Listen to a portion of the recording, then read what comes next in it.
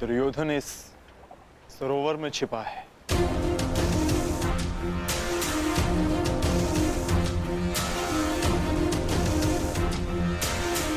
आवाहन दो विकोदर।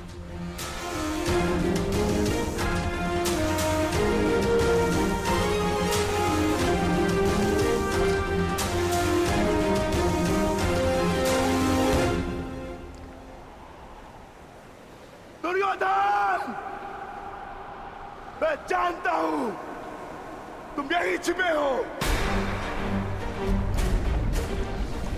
बाहर निकलो कायर और युद्ध करो मुझसे। सुन रहे हो ना कायर, सामने आओ। क्या इस प्रकार मेरा सामना करोगे? बाहर निकलो और बंद करो मुझसे।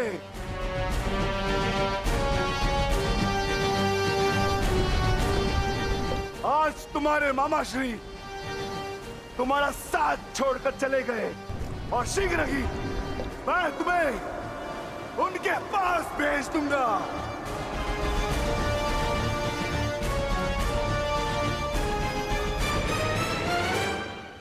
अरे वज्र का शरीर लेकर भी भयभीत हो दुर्योधन।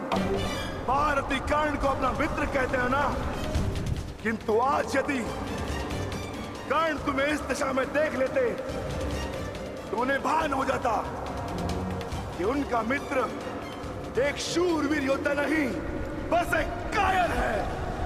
और उन्हें लज्जा है कि उस क्षण पर जिस क्षण उन्होंने तुम्हारा साथ देने का निर्णय किया।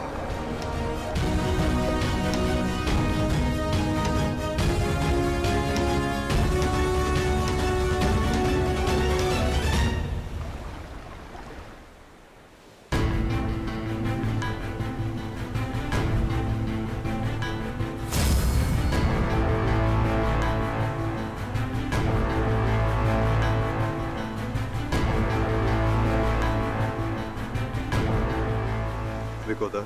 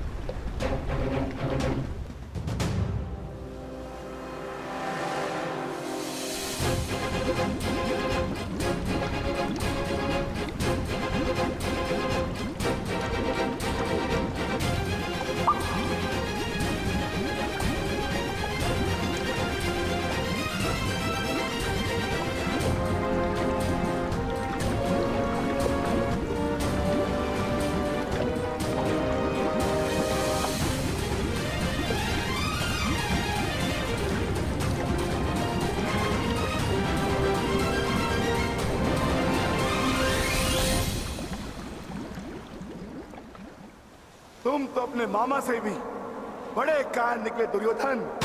विश्वास नहीं होता कि तुम वही दुर्योधन हो जिसे ज्येष्ठ कर्ण हस्तिनापुर का महाराज बनाना चाहते थे। मेरा चयन बिल्कुल ठीक था। दुर्योधन तुमसे बेहतर राजा होगा।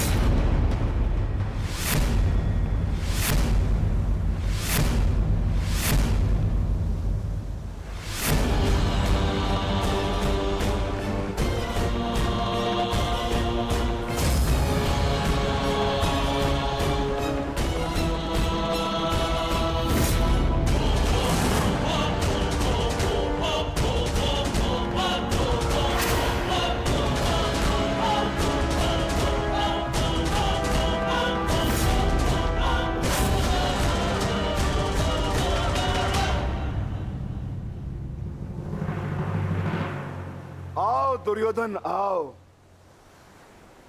स्वागत है तुम्हारा। एक क्षण के लिए ऐसा लगा कि तुम इसी भांति सदैव छिपे रहोगे। मुझे तुमसे छिपने की आवश्यकता नहीं है भीम, क्योंकि मेरा शरीर वज्र का है। स्मरण है ना, कुछ समय पूर्व क्या दुर्दशा की थी मैंने तुम्हारी? स्मरण है?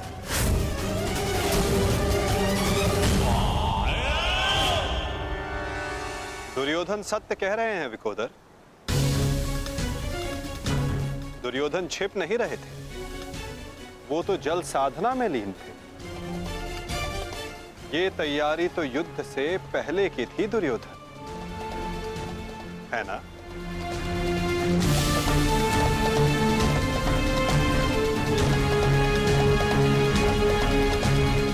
अद्भुत।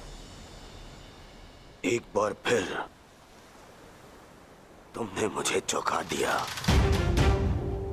हाँ, मैं जल साधना कर रहा था, जो मेरे गुरु बलराम ने मुझे सिखाया है।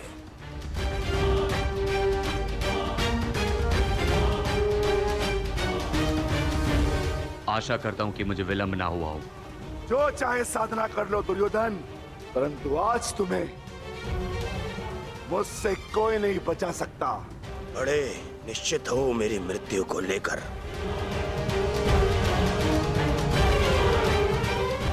आज क्या कोई नया छल लाए हो मेरे लिए? हाँ? कोई छल नहीं होगा, युद्ध करो। उन्हें सोचा नहीं कि कैसे पांडव एक एक करके तुमसे युद्ध कर रहे थे। यही उस वासुदेव कृष्ण की नीति है कि तुम्हें थकाकर तुम्हें निशस्त्र कर दे। ठीक है,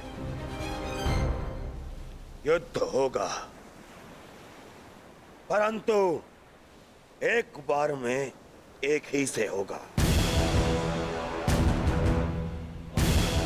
और उससे होगा जिससे मैं चाहूंगा।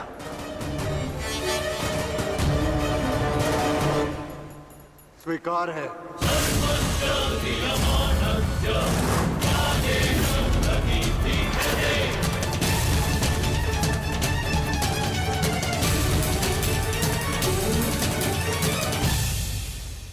किंतु दुर्योधन, प्रश्न ये उठता है कि तुम युद्ध किससे करोगे?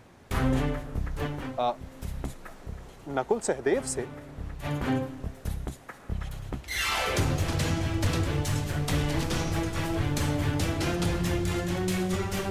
हाँ, उचित है। नकुल तुमसे दुर्बल है, तो उसको परास्त करना तुम्हारे लिए सरल होगा।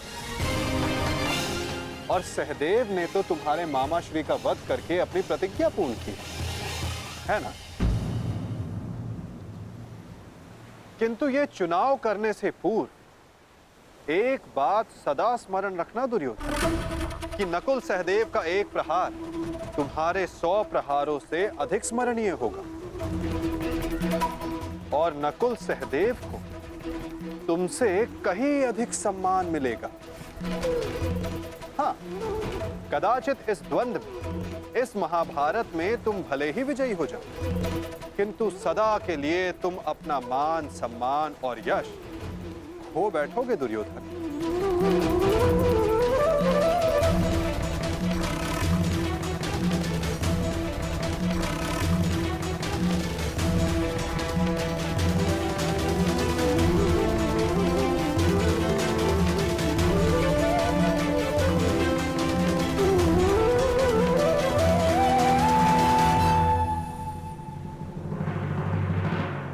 या तुम अर्जुन का चुनाव करोगे, जिसने तुम्हारे मित्र का वध किया। किंतु फिर प्रश्न ये उठता है कि तुम धनुर्युद्ध चुनते हो या गदा युद्ध। यदि तुमने धनुर्युद्ध चुना, तो तुम अर्जुन के समक्ष क्षण भर के लिए नहीं टिक पाओगे।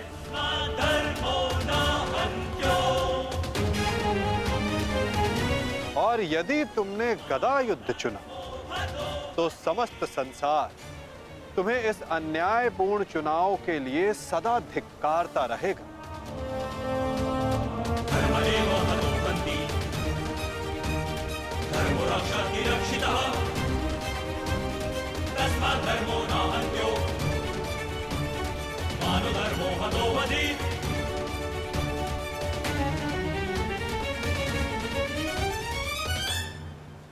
हाँ, युधिष्ठिर को द्वंद्व के लिए ललकारना ये अवश्य बुद्धिमानी हो, क्योंकि यदि राजा को मारोगे तो सेना तो स्वयं परास्त हो जाएगी।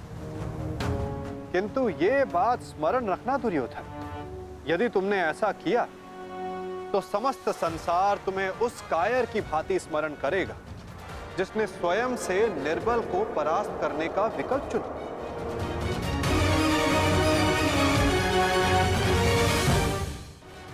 अब चुनाव तुम्हारा है दुर्योधन।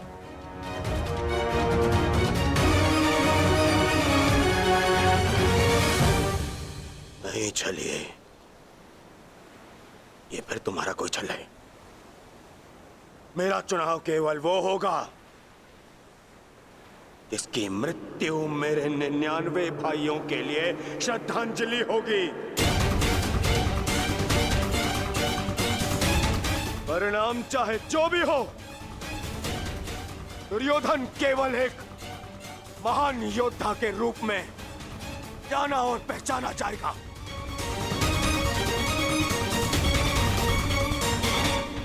मैं दुर्योधन द्वंद्व के लिए भीम को चुनता हूं।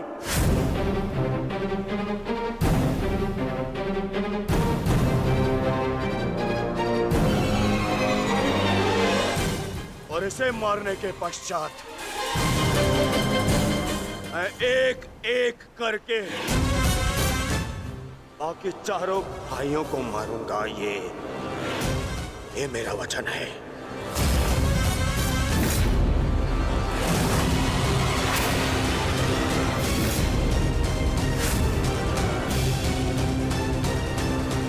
तो प्रतीक्षा किस बात की है दुर्योधन? अब समय ही बताएगा कि तुम मुझे मारकर अपने 99 भाइयों को श्रद्धांजलि दोगे या मैं तुम्हें उनके पास पहुंचा दूंगा।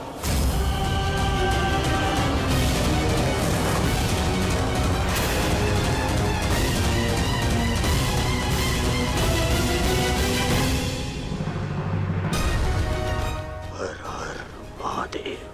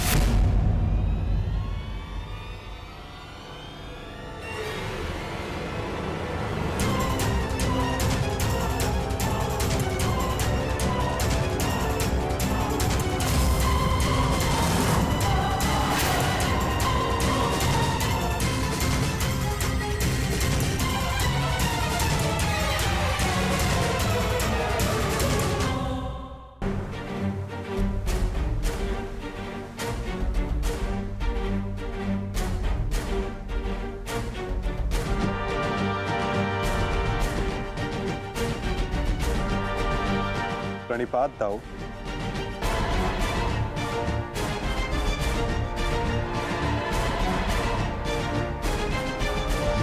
प्रणिपात गुरुदेव।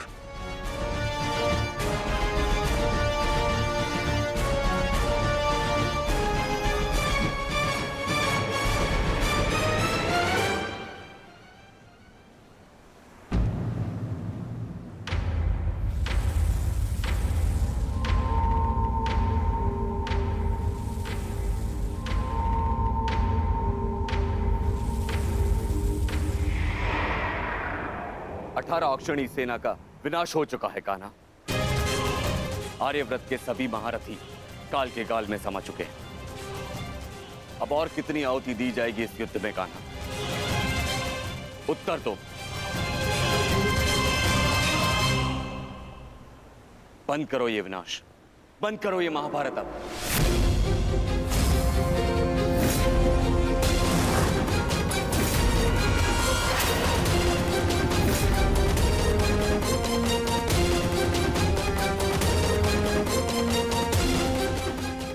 नहीं गुरुदेव,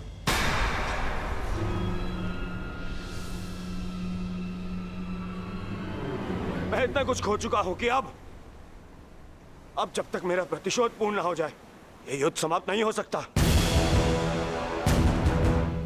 और ना ही मैं अपनी प्रतिज्ञा पूर्ण होने से पूर्व इस युद्ध को समाप्त होने दूंगा।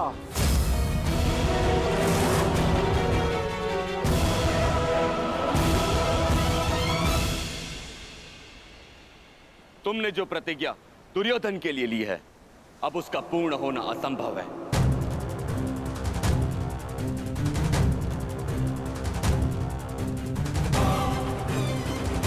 क्योंकि गदा युद्ध में कमर से नीचे प्रहार करना नियम के विरुद्ध है। और तुमने प्रतिज्ञा ली है दुर्योधन की जंगा तोड़ने की।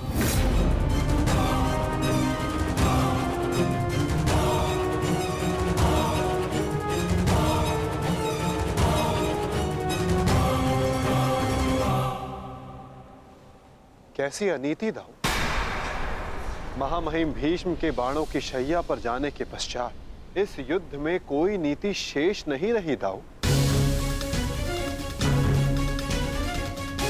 और फिर आपने तो स्वयं को इस युद्ध से विमुख रखा था ना। आप इस युद्ध में भाग नहीं ले सकते दाऊ।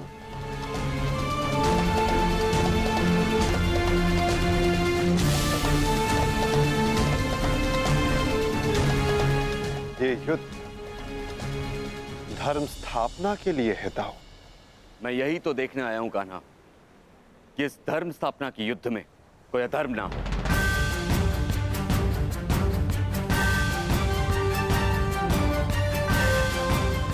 निश्चित रूप से मैं इस युद्ध में सम्मिलित नहीं होऊंगा, परंतु शरणागत की पुकार सुनना मेरा धर्म है। मैं नहीं चाहता कि कल को संसार ये कहे कि यदुवंश के कान्हा के होते हुए अधर्म हुआ।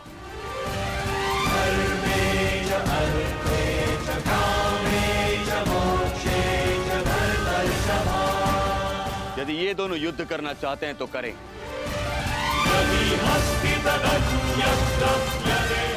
इस युद्ध का निर्णायक मैं बनूंगा।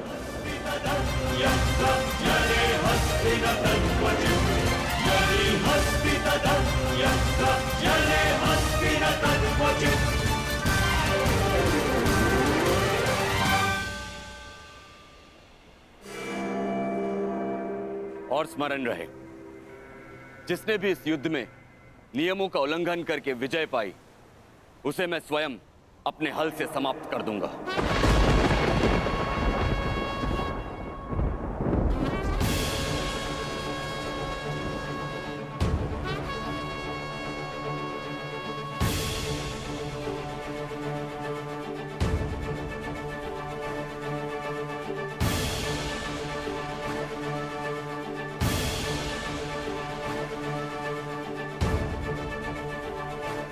नियम वही होंगे जो गदा युद्ध में लागू होते हैं।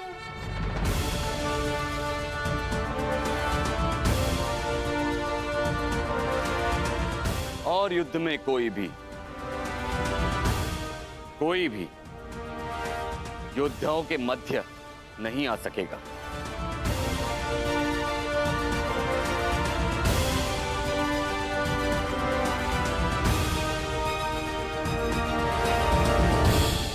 इस द्वंद्व का विजेता इस युद्ध का विजेता माना जाएगा।